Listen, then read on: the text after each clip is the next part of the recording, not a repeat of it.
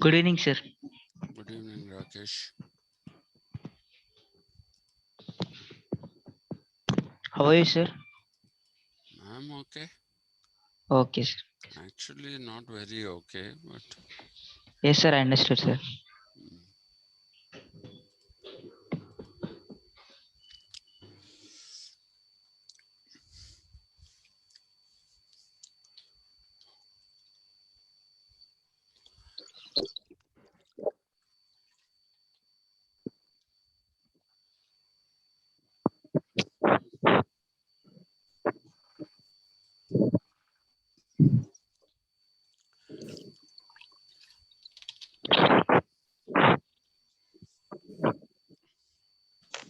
Good evening, sir. good evening, Prashant. Good evening, sir. Good evening, Akshay. Good evening, sir. Good evening, Rachna.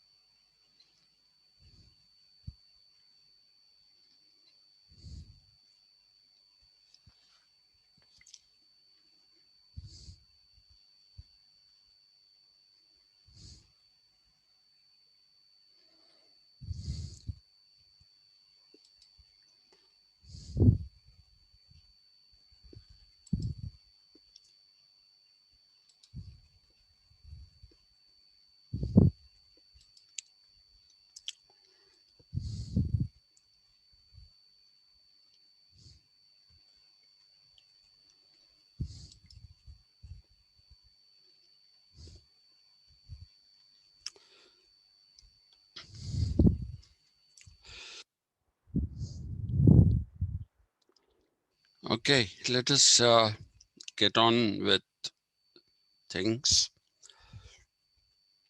Uh, I am still suffering from a very bad back after yesterday's marathon, and again this morning I had a longish class. So my back is not really in such a wonderful shape. So let's see how long I'll last. We'll get going. But I would like to finish off uh, as much of, not finish off as much of, I would like to finish off the British Parliament today. It's history.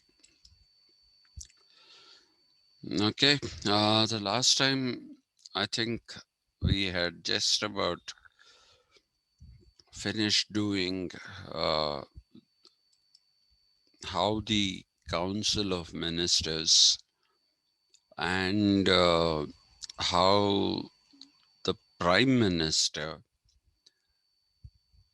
came into being in the British system. I told you they called themselves the Council of Ministers because the king was the head of the Anglican Church, and he took the place of the Pope in the Roman Catholic Church. And therefore, the people who were assisting him in administering the country were those which who were called um, they called themselves the Council of Ministers, and they were drawn mainly from the House of Lords, uh, but they also came from the House of Commons. This is the time when you find that there is a great increase in the powers of the parliament because of who George the First was. I had told you that George the First didn't know English. He didn't know the English or the British customs and their practices. He didn't know any of these things. And therefore, he was reliant entirely on the parliament.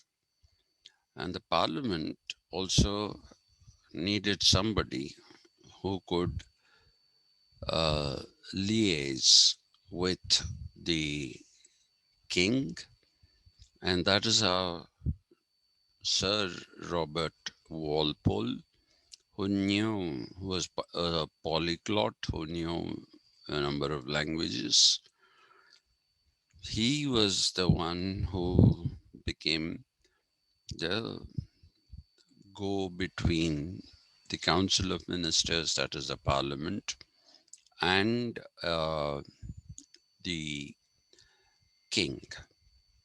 And he was designated prime minister, but he was only a prime minister to the extent that he was the first among equals. Okay, so he did not hold a stature which is higher than the other ministers who were there in the Council of Ministers. Even today, people say that the Prime Minister in Britain as well as India, which for so the Westminster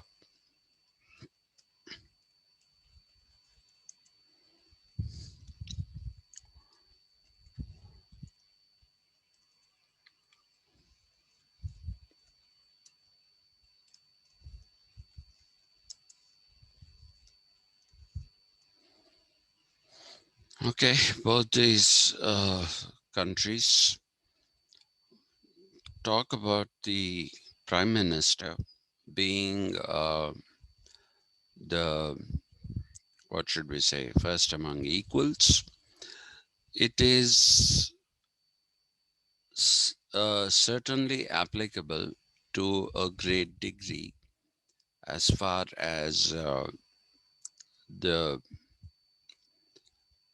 United Kingdom is concerned. But if you look at, um, if you basically look at India, that is not the case anymore.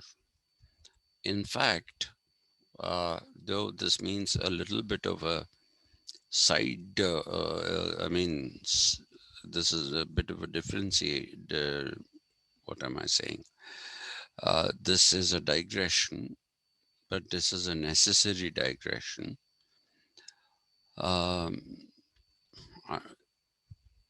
of the most significant things, though the longest serving Prime Minister of India was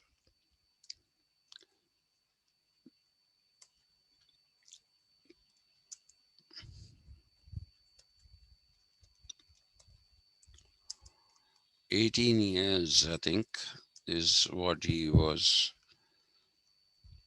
He served the country for as Prime Minister. Even during his time, there was no tussle about the position of other ministers. Okay, it was believed that Jawaharlal Nehru was the first among equals.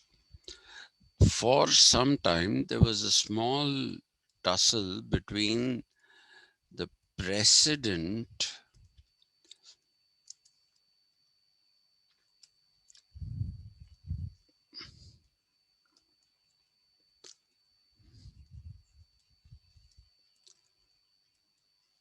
Rajendra Prasad and Nehru, because President Rajendra Prasad, and the fault was not Nehru's, the fault was Rajendra Prasad's. He wanted to exercise some actual powers, but there are no actual powers that are given to the president. He gets some powers of his own only when there is a crisis. For example, uh, after Indira Gandhi uh, lost the elections in 1977, and in 1979 again, just 26 months after the formation of the Janata Party government, uh, it was Neelam Sanjeeva Reddy, who was the president of the country at that time, who saw that nobody had a clear majority. And so he exercised his discretion and decided to dissolve the Lok Sabha. So he dissolved the Lok Sabha, and the dissolution of the Lok Sabha meant that the country had to go in for elections again. And when it went for elections again, it was Mrs. Indira Gandhi who returned back to power with a thumping majority. Okay, and that was the end of the Janata Party. Maybe I'll tell you that story another day. Or if you want, you can ask me a question sometime and I'll answer that.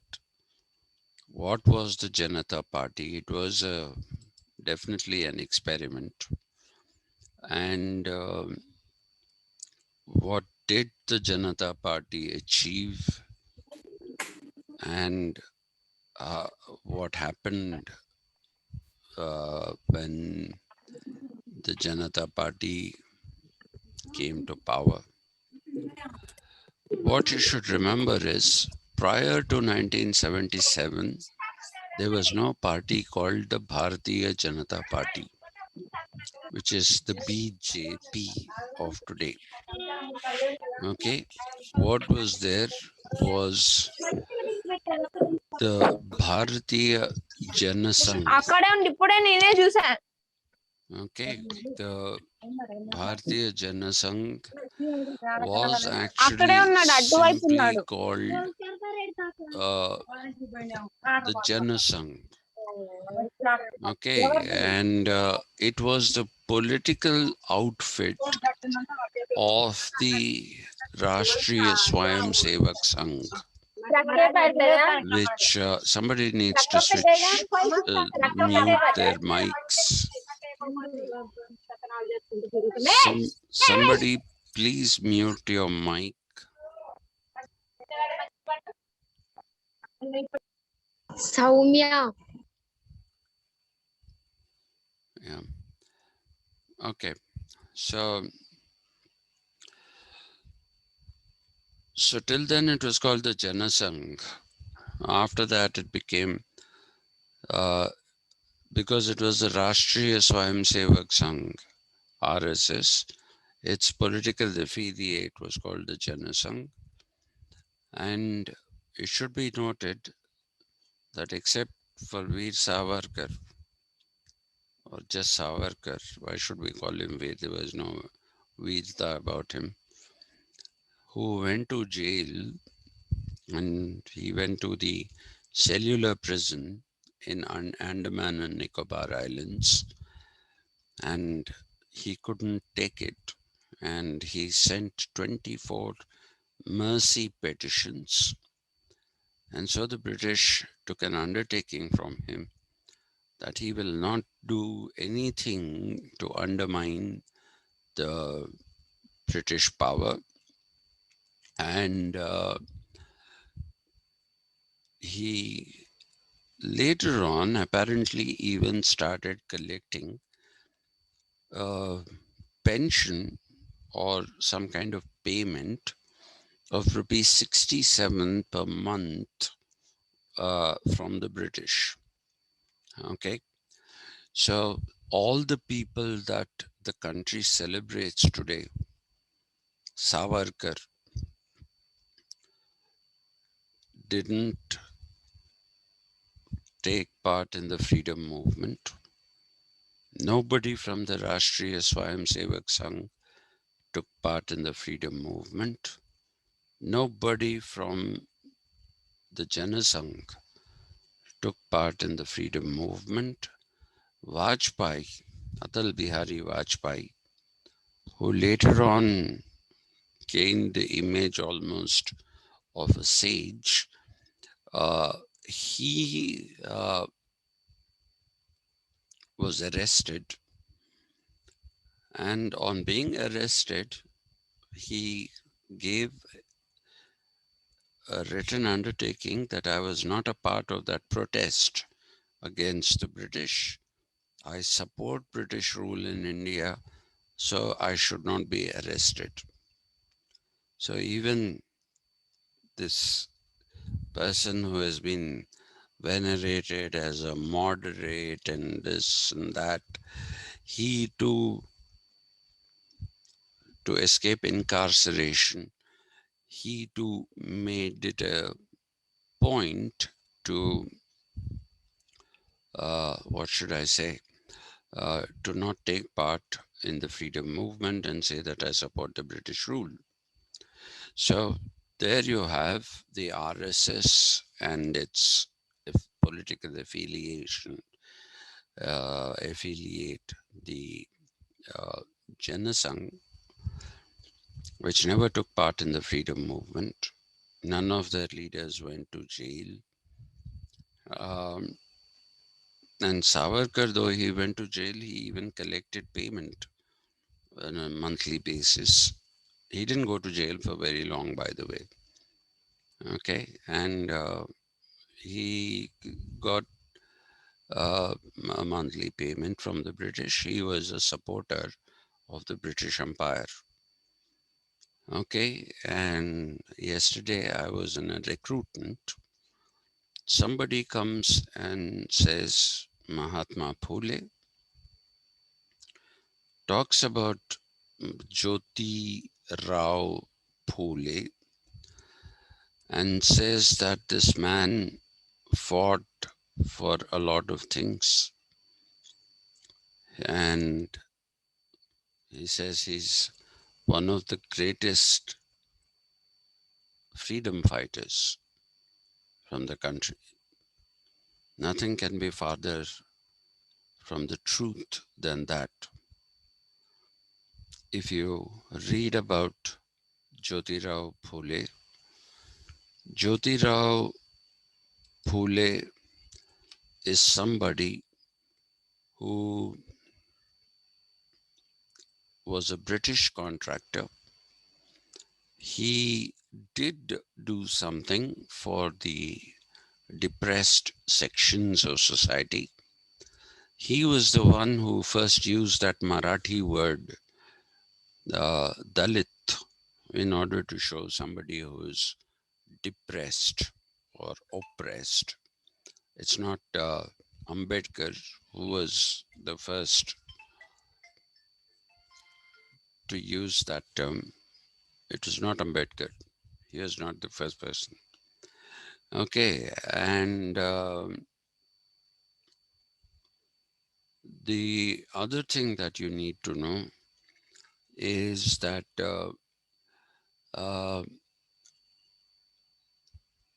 Jyotirao Phule converted to Christianity and reaped some benefits out of that. And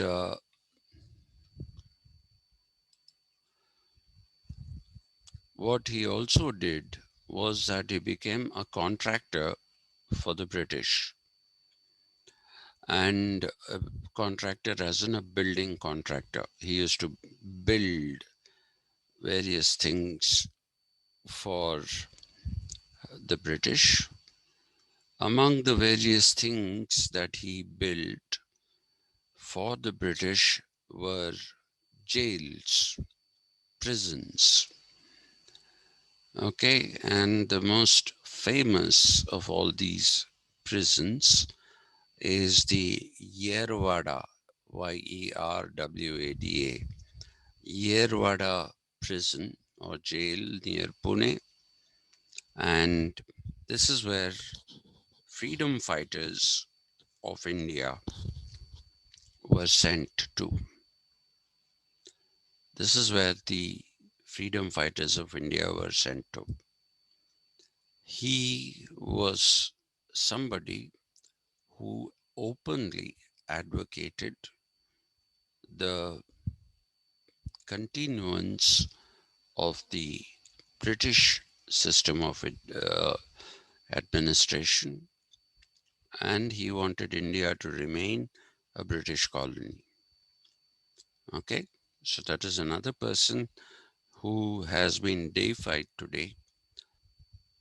This is his history. Then there is Ambedkar. Ambedkar, who has degrees from foreign universities, both in the United Kingdom and in the, what should I say, United States. Okay, the University of London and even the Columbia University. All right, and he was a barrister who studied in England, and he did his PhD from Columbia. So despite having come from the oppressed castes, he had a privileged life. And that is because of the fact that he had a mentor who belonged to an upper caste. His actual surname is not, Ambedkar is not his actual surname. That is the surname given to him by his mentor, his upper caste mentor, who basically said, you keep this surname. Don't look at yourself as somebody who is downtrodden. And if you also continue to look at Ambedkar's this thing, he wanted the division. He didn't want the continuation of the freedom struggle and the people from the lower castes. He exhorted them not to join the freedom struggle. And finally, that led to Gandhi and him having some kind of an understanding about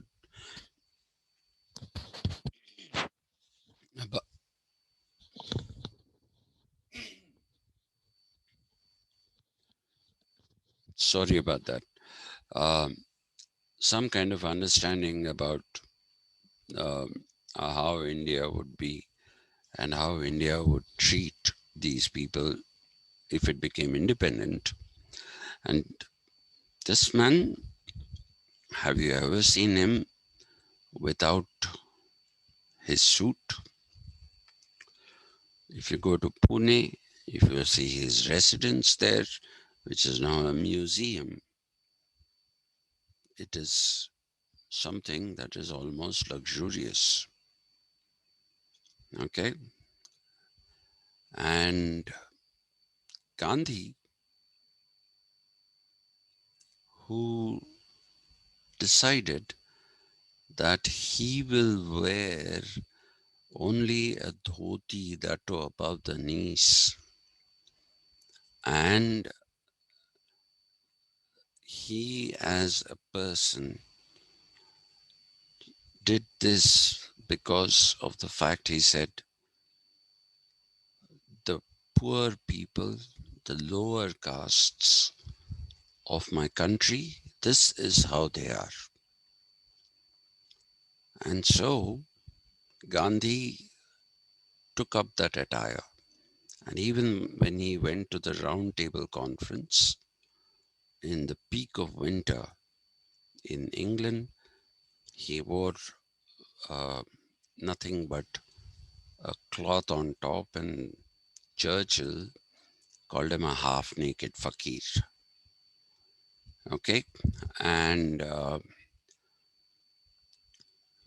today, unfortunately, this man is abused in India. I'm not saying follow him. He was eccentric, but if you know of his eccentricities, it is because he himself confessed to all those eccentricities in his book, My Experiments with Truth. So whatever you know about him is what he wrote himself, not somebody else. And he was willing to get rid of his wife if she didn't wash the latrines of the lower caste workers, both in South Africa and in India. Okay? And what you see of him or his legacy are the two ashrams, at one at Sabarmati and the other in Maharashtra, which is called Wardha. And in both places, you will find that this man lived the life of an ascetic, who lived the life austere. He slept on the floor. Okay, so we have made a villain out of him. We have made a villain out of Jawaharlal Nehru. If somebody had been prime minister for 18 years, they would definitely have done something else with their lives. Okay, they would have made themselves very, very powerful. But he didn't. Like I said, till independence, political nationalism, and the idea of a unified India and people as Indians without prefix or suffix was something that was due to Mahatma Gandhi, and post-independence it was due to uh, Jawaharlal Nehru. Okay, but in India, that was a very big digression from a digression that I was going to get into. The daughter of Jawaharlal Nehru, Indira Gandhi, she was not like her father. Indira Gandhi was made the Prime Minister of India by a group within the Congress called the Syndicate.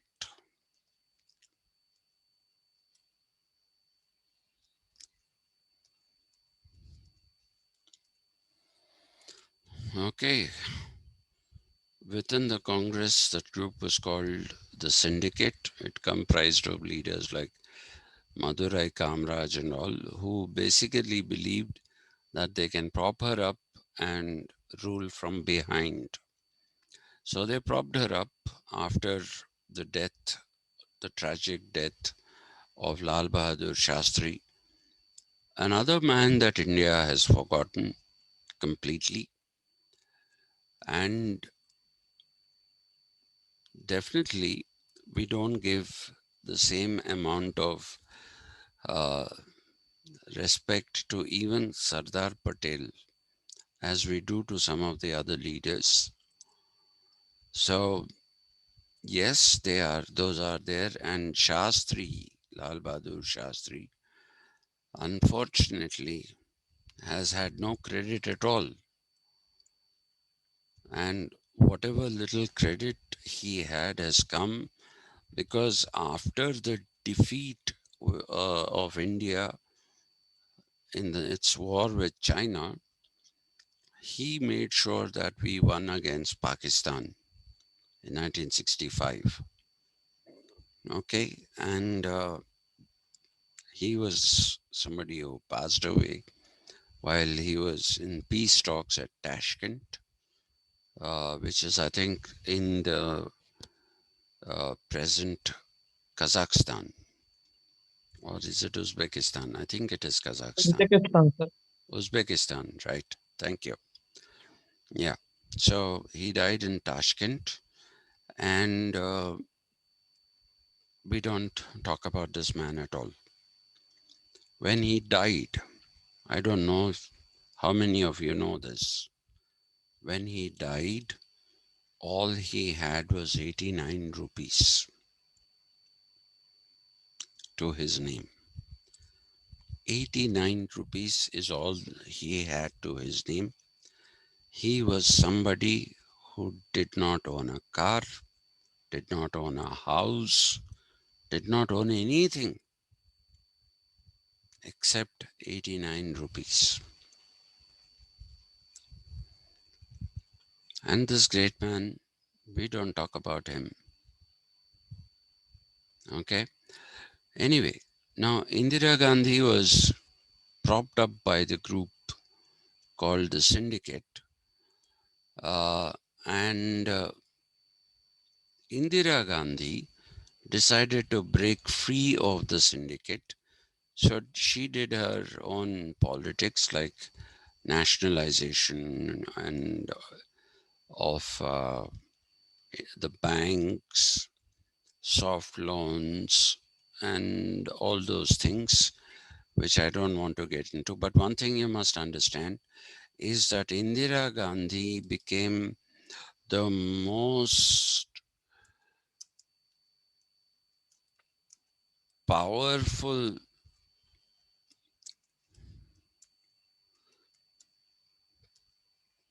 prime minister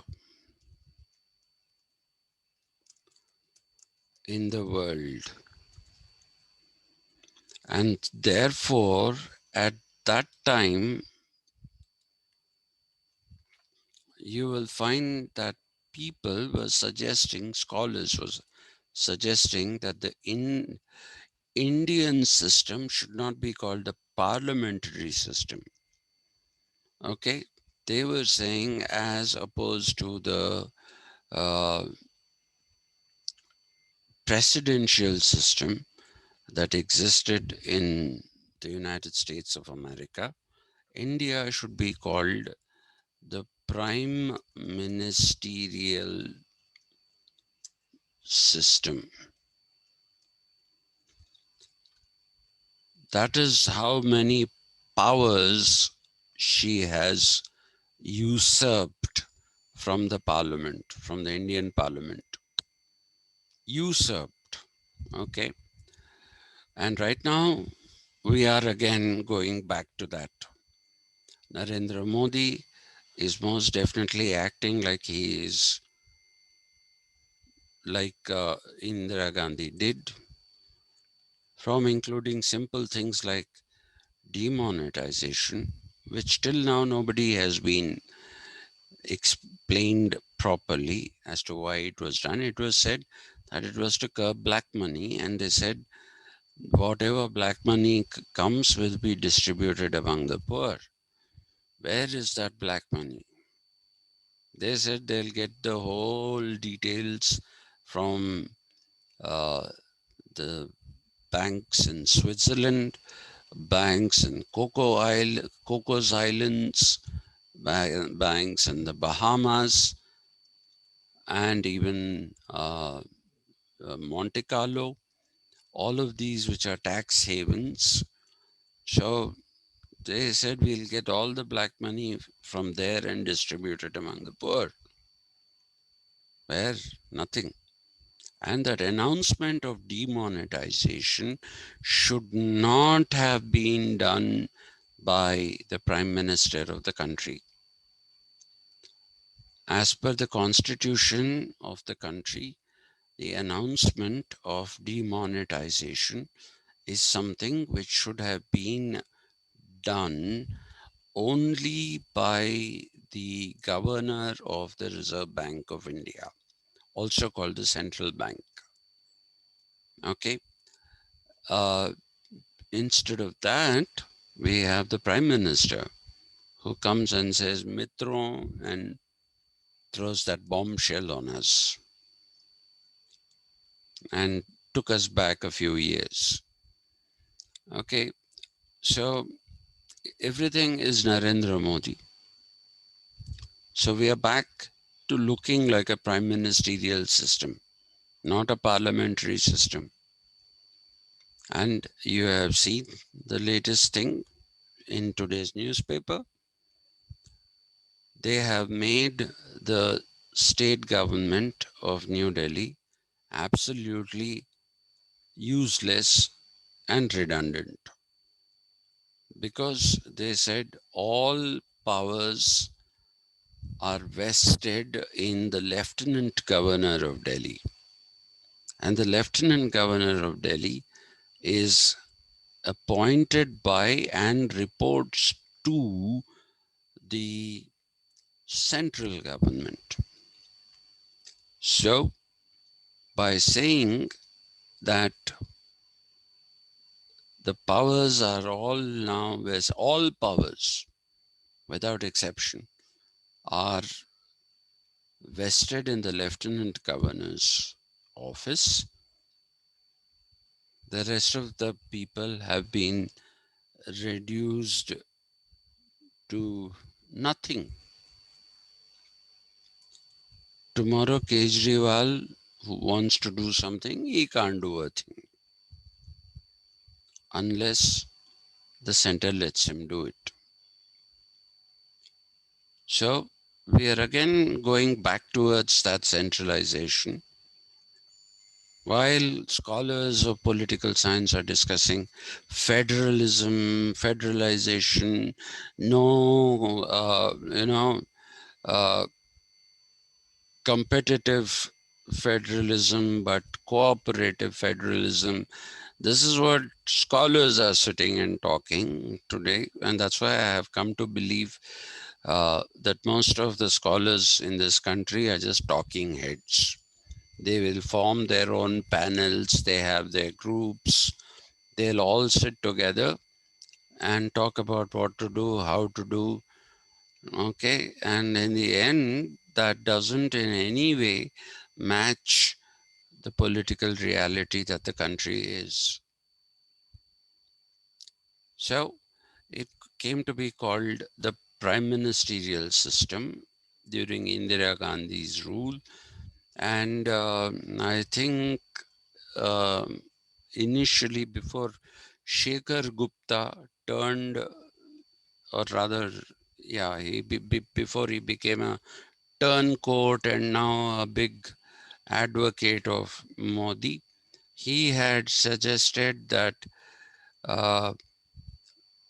Narendra Modi was also doing what Indira Gandhi did. There was nothing new in his politics. This was just a replication of the Indira Gandhi model.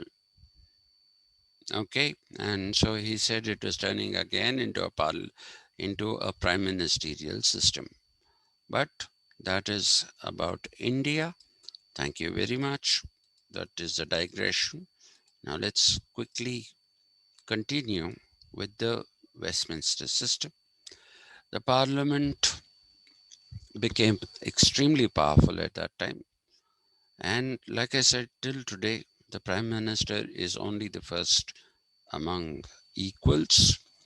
What happened in the times of King George I continued in the times of King George II, who was the second Hanoverian king. Okay, he was the second Hanoverian king, and he also had a problem with the English language. He also had a problem with understanding English culture. So the parliament continued to grow in power as far as George the second is also concerned. And you see that in the place of Robert Walpole, you have the elder Pitt and the younger Pitt, P-I-T-T. I forget their first names. These people were the prime ministers, and you find that the parliament was now ruling the country, and the upper house, the House of Lords,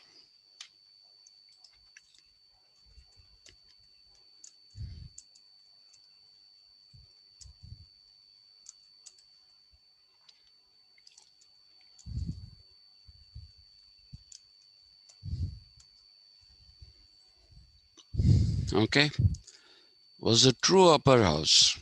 It had more powers than the House of Commons, which was a true lower house,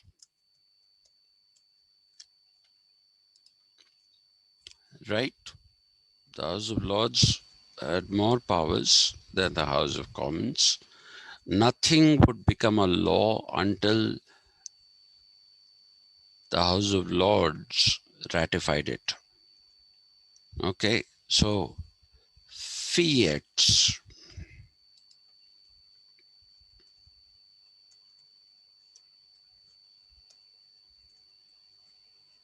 ordinances, edicts,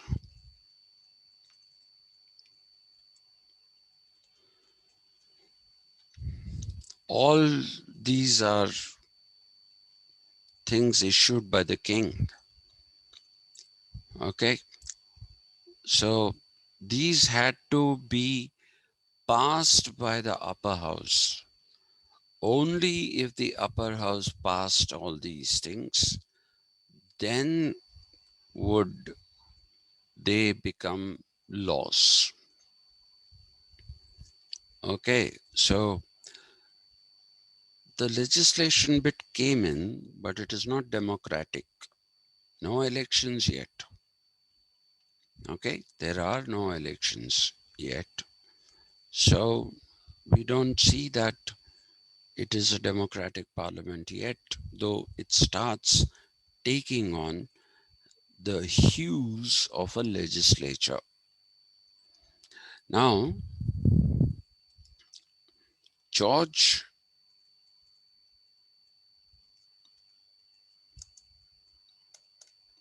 the third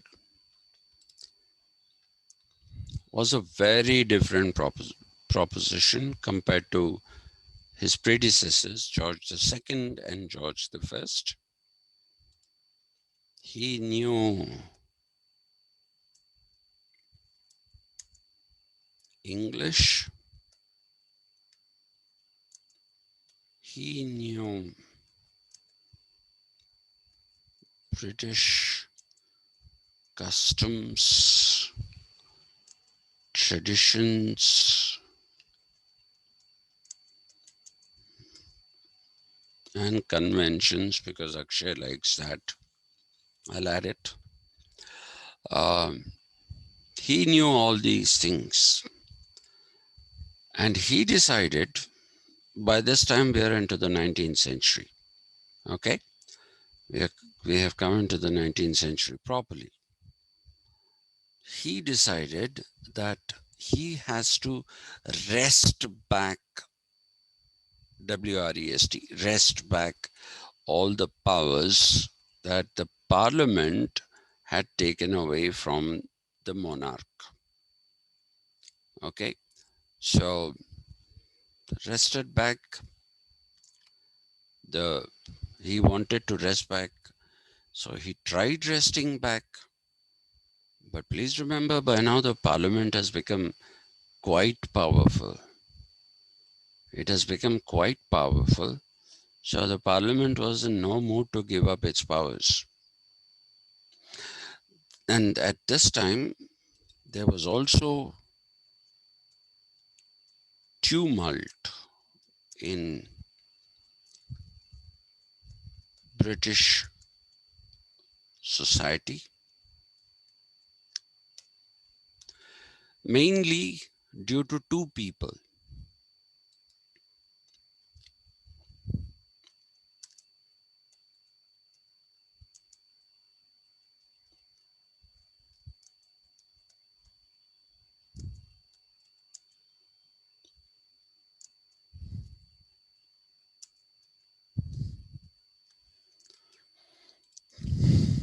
Okay, you will see that you know Marx quite well. Okay, everybody knows the contribution that Marx made to the whole idea of getting rid of the nation state system. He called the nation state an instrument of class exploitation, and he talked about changing the system through a revolution, overthrowing the capitalist. He talked about all those things. You know it. If you don't, we'll do it when we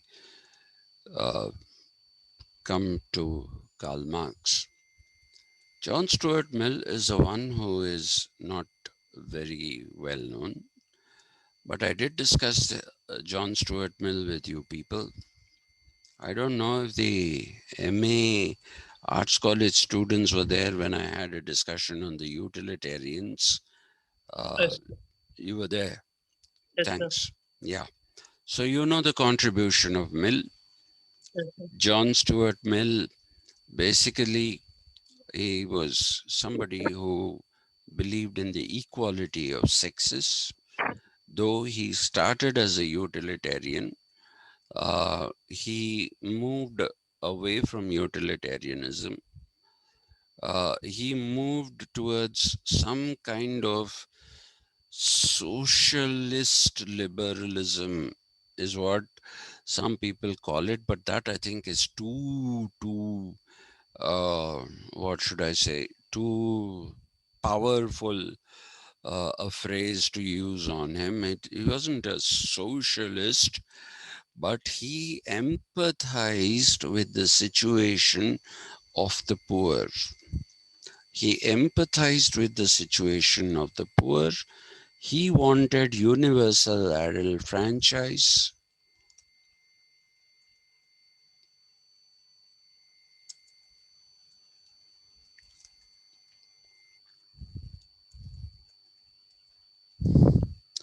Even if it led to the tyranny of the majority.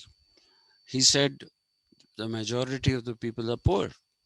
And if you give them the right to vote, the right to contest elections, then the country can become uh, a tyranny of the majority. But he said that is okay.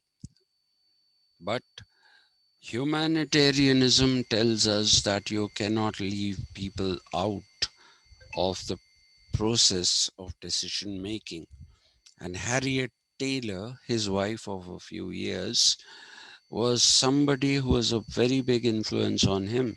In fact, I must have told you that a lot of people consider him to be one of the first male feminists in the world. Okay, he talked about voting rights for women also. He talked about property rights for women. And I told you that taxation was one of the things that he talked about. And that's why people also say there is a political economy touch to John Stuart Mill. And he believed that people should have an equality of beginning. They should all start equally. Nobody should have an inheritance, and nobody should have a house that he didn't construct. Nobody should have lands that he didn't buy. When people, he said, those kind of things should not exist. He wanted, that is actually the principle. Everybody draws John Rawls. They go to the moral side of Immanuel Kant, and they go to the moral side of um, Jean-Jacques Rousseau. But nobody goes to the moral side of John Stuart Mill. Mill was also a moral philosopher, without doubt. I talked to you about self-concerning, other concerning actions. Okay, so if you remember all that, you will see that Mill was advocating the involvement of common people in governance, in lawmaking, in legislation, and he supported the Chartist movement.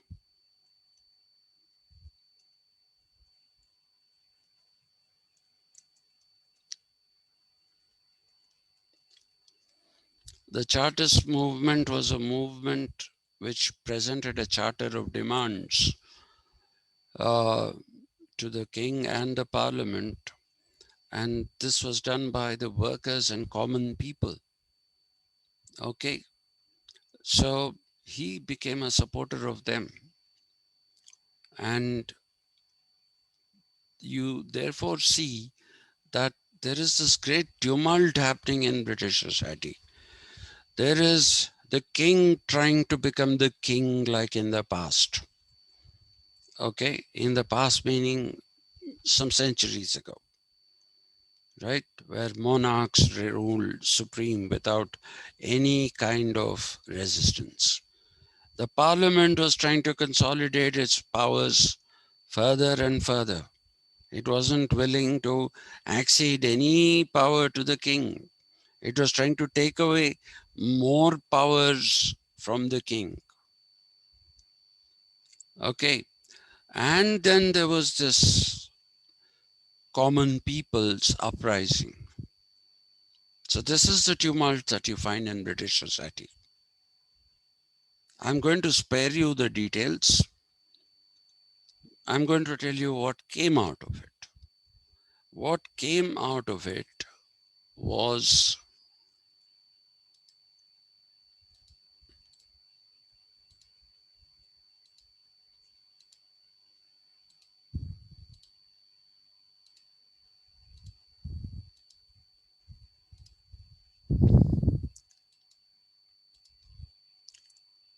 a transformation of the British society and also of the parliament. The House of Lords continued to be through hereditary rights. Even now, I think most of the seats in the House of Lords are hereditary, though There was a plan to Theresa May. I forget who preceded her. John. No, what is his?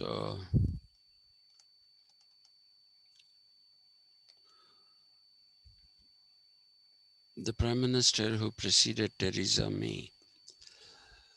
How did his name get out of my...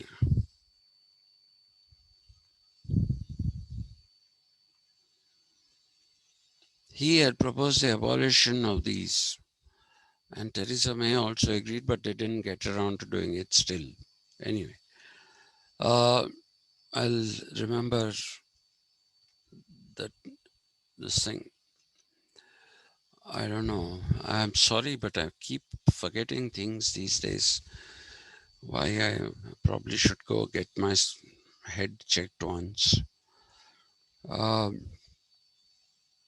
So you have the transformation of the British society and also the Parliament. The House of Lords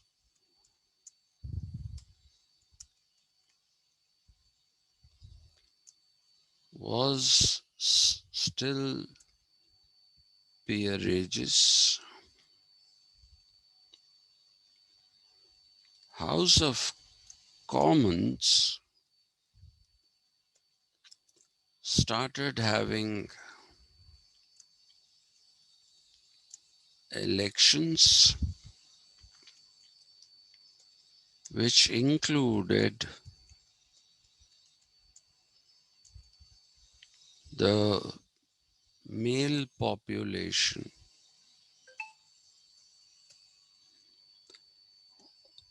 The whole male population was included, and Sir, it was David Cameron. David Cameron. Correct. Thank you. Thank you very much. And who was before David Cameron? Just check. Because that person also, that was a Labour Party. He also wanted to. Anyway, but David Cameron it is. And Theresa May, they wanted to get rid of these peerages. And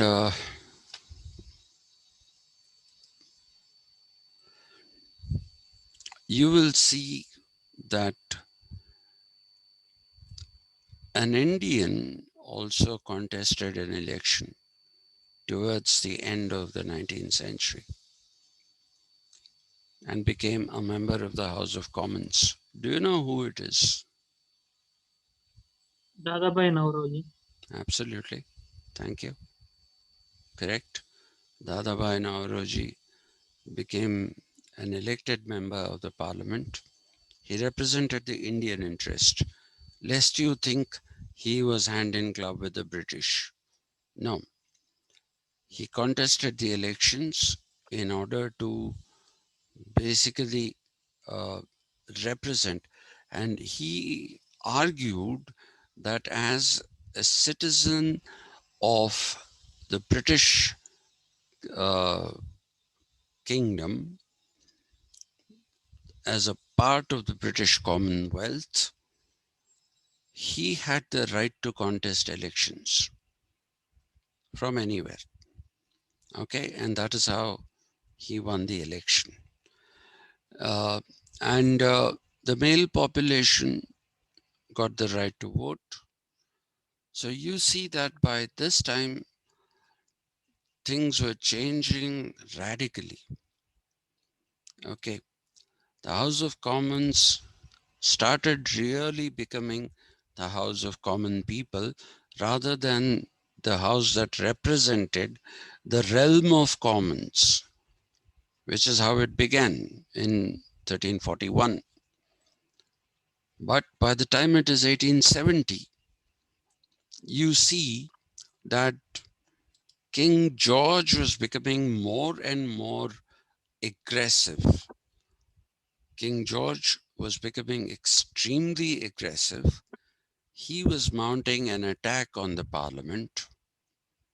And at that particular time, the Parliament required the support of the common people.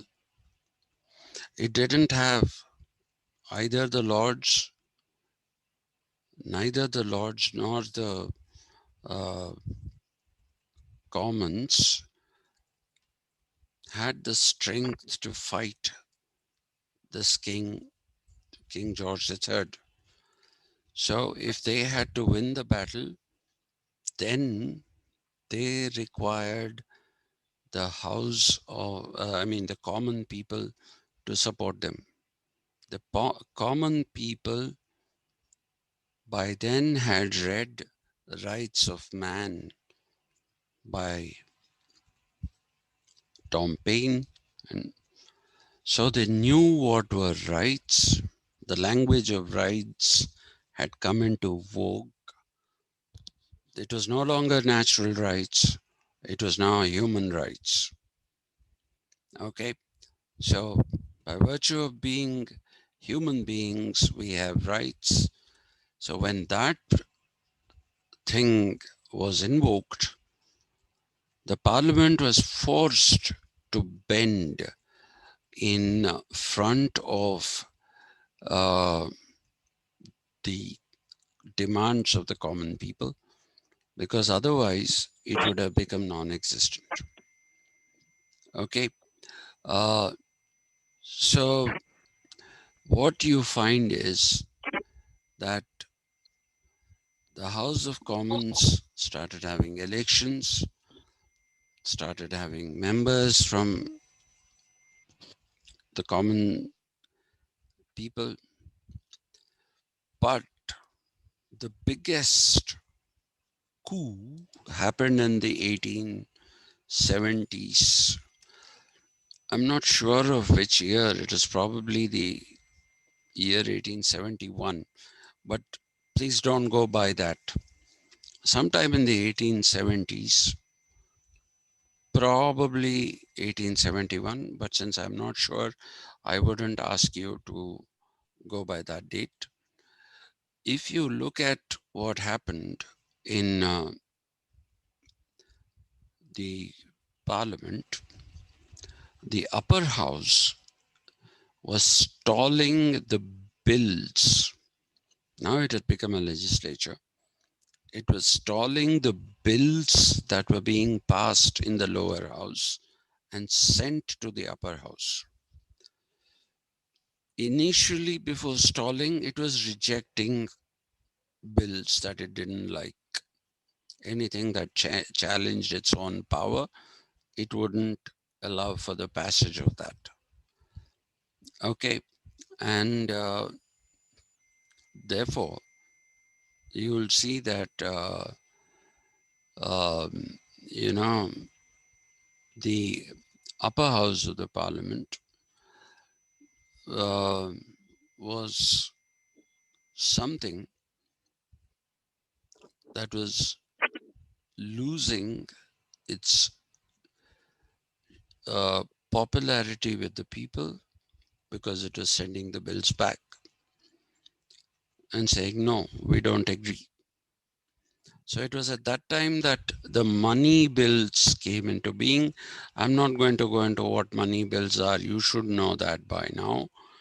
And when money bills came in, the lower house decided that they will not give, and upper house, when they said you can't send it back, saying no, you have to give reasons, and if you don't give reasons, we won't accept.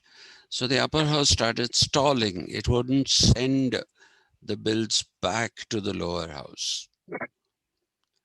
And when it came to money bills, that is when the lower house put in a clause. It said that if the upper house doesn't ratify a money bill or suggest a modification to it and send it back to the lower house within a fortnight, or a period of 14 days. Then the lower house will consider the bill passed. And they also made another rule, the lower house, because now there were common people with them. They said if the upper house made modifications to a bill which was already passed in the lower house and sent it back for reconsideration, and if that suggestion for reconsideration was not found tenable, and if the lower house passed that bill again, then it would become a law. Okay. In all this, King George had vanished. Queen Victoria had come by the time all this was happening. Okay. And you will find that what started off as a system with money bills also became a system with the rest of the bills that the Parliament was passing. If the lower house passed a bill, sent it to the upper house, and if a certain time elapsed, it was not 14 days for all bills, then they considered the bill as passed. And if they did not agree with the suggestions, and if they decided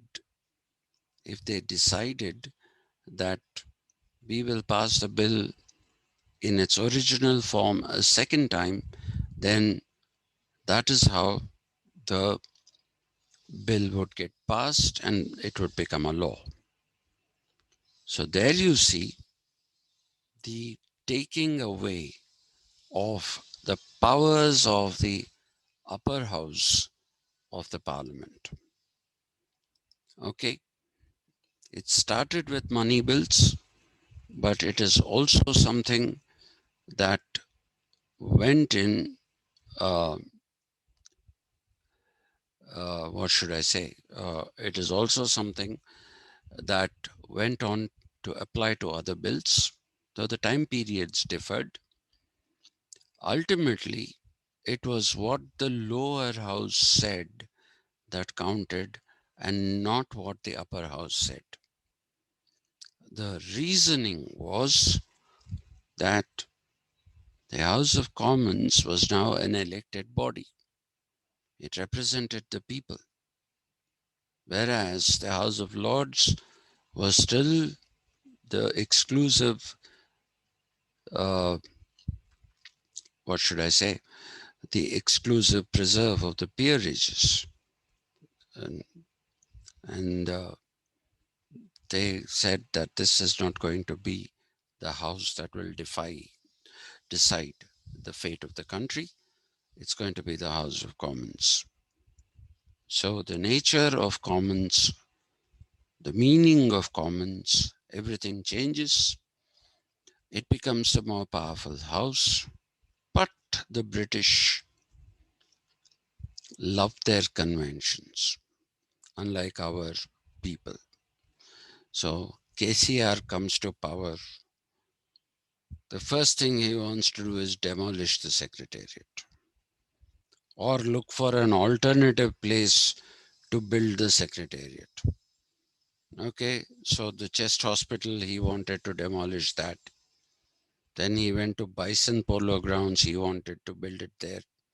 When none of those things happened, he finally decided, okay, I'll demolish the existing building here and I will therefore construct a new secretariat here. Modi suddenly saw this little fellow in this small little state called Telangana He is doing things, by the way, I don't know if you remember this, but on the agenda of destruction of KCR was even the Legislative Assembly, the Erra Manzil, okay, and the Ravindra Bharati. He wanted to destroy all these, okay. So, unlike the British, we like to destroy everything. We want to leave our whole foot body print on things that are there. So Modi doesn't want to be left out of this. So what is he doing is at a time when the country is financially getting crippled and when there is a pandemic raging, there is absolutely nothing wrong with the parliament as it stands today. But he doesn't want that building. He wants a new building, the Vista. He wants a new building. The British conserve their historical structures. Our people want to destroy everything. If possible, a realtor will even say it's okay, let's destroy the Charminar and sell the plots, make some plots out of the whole this thing. Why have this Nizam College? Destroy that also, make plots and let's make money. Koti Women's College, the residency. Why should that residency be there? Let's destroy that also and make money. And even the Arts College. It's an old structure. Why? Let's build something nice and new. That which reflects contemporary India. That is our mentality. The British have the other extreme, which is preserve conventions, traditions, structures, physical structures, all kinds of structures, preserve them. So, ceremonially, the House of Commons is still the upper house. Powers wise, it has hardly any powers. In fact, you can go ahead and say it has no powers. But when the Queen addresses the Parliament, the Commons will stand at the doors of the House of Lords while the Lords will be seated. Okay. So if you look at the history of the mother of all parliaments, as it has been called, this is the history. And in all this, Baron de Montesquieu saw separation of powers while there is actually a fusion of powers. Why is there a fusion of powers? In order to become a minister or you want to become the prime minister, you have to be elected. You have to be a member of the parliament. Till a few decades ago, the highest court of appeal was the House of Lords. And in the House of Lords, if you were still unsatisfied, with the judgment delivered by the House of Lords, you could appeal to the Star Chamber. Okay. So, but now they have the Supreme Court of Britain, and that is the highest highest court of appeals. Okay. Thank you very much. Tomorrow, when we meet, I hope we'll meet. And tomorrow, I would like to contrast this with the United States of America.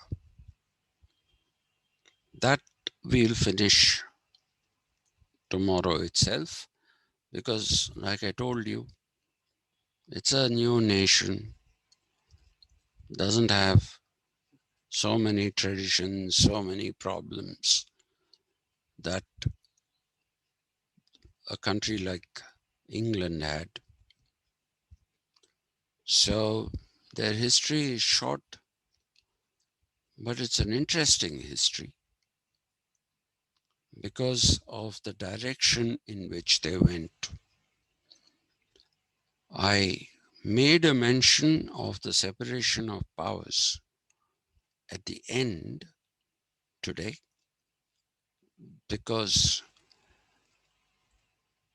that can be our entry point into the history of what do we call the institutions of the United States of America. What you should remember is that our system of government will look like the British system of government. It reflects the same kind of institutions, but there is a very big difference apart from the fact that, we have corruption and that corruption has corrupted the institutions. Those differences apart, you will also realize that the nature of the Indian state is very different from the nature of the British state or any European state. So that I'll do day after tomorrow, I guess, which will be when I talk to you about the different kinds of nation states. If you people have any doubts, please ask. Don't, wherever you get a doubt, just ask. I know, I remember your doubt, madam. Comptroller and controller. Yeah, Well, sir. yeah, there is a difference. Okay. Though it has been more or less obliterated by the Americans, a controller is one who controls things. Okay. By definition, a controller is somebody who controls things. But a comptroller is somebody who is necessarily associated with the examining of how accounts of any entity, usually of a country, but it can be also of large corporations. So a comptroller is somebody who looks at the management of accounts. Okay, have they stuck to procedures? So a comptroller will have to be well versed with the laws governing money, and you have the Comptroller and Auditor General of India. okay, who looks at how money is being spent both by the central government and by the state government. They'll see if there is any discrepancy between laws that are prescribed and the actual implementation of things. They look into that. So the CAG, the Comptroller and Accountant General, is the office that looks into the accounts of the whole country. But even large firms, I don't know, when there was a scam in the United States of America, and in that particular scam, I forget which company it is that was associated with it, the auditing firm, which was called Arthur Andersen, it was one of the 6 big auditing firms in the world. It was found to be corrupt. Again, that country, the company's name, Enron. Enron is the company. It had fudged its account books, and Arthur Andersen was seen as being complicit in that process of fudging of accounts by the Enron company. I don't know if you know this, near Mumbai, you have this Dabhol Power Corporation. It was set up by Enron, which is a power company. Okay, power company meaning electricity. Okay, and Enron had fudged its accounts. And so Arthur Andersen, which was one of the big 6, as they were called, auditors, who also became ERP implementers. ERP implementers as in enterprise resource planning. They came to be called controllers in America, and Americans use that. They don't use the comptroller. Comptroller actually is a computation of accounts, not computer, but computation. The word computer comes from compute, computing of accounts. So it is purely for that. But you can have a controller of exams in Osmania University.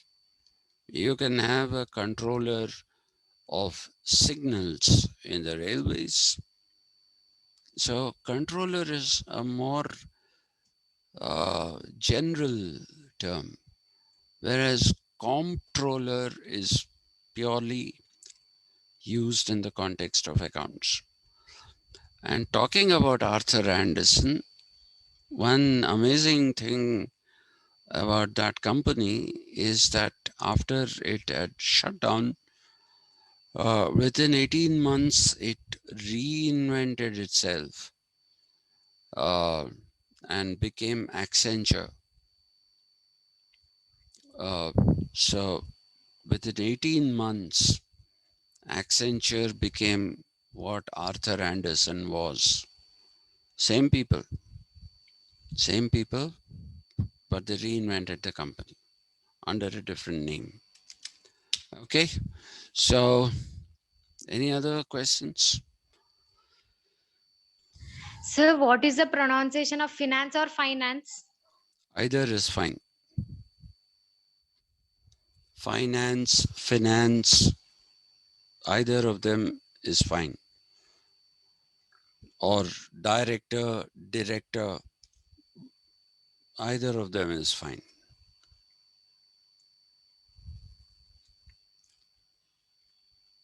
Any other?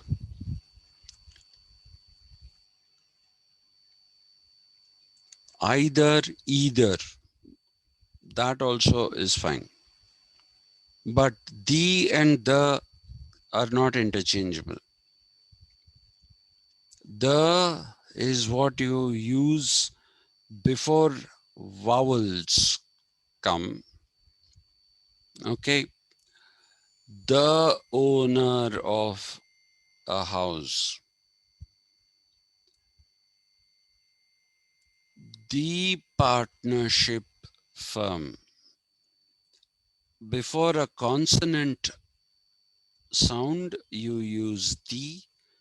Before a vowel sound, you use the. Except for that, everything else, most of the I's are interchangeable.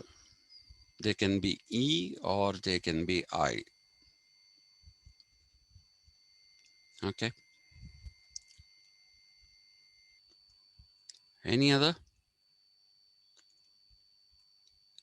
Okay then. Thank you. No, sir. Thank you, sir. Yeah. Thank you, sir. Thank you. Thank you. Hope to see you Thank you, sir. tomorrow. Thank you. Hope to see you tomorrow. And thank you very much. Yeah, sir.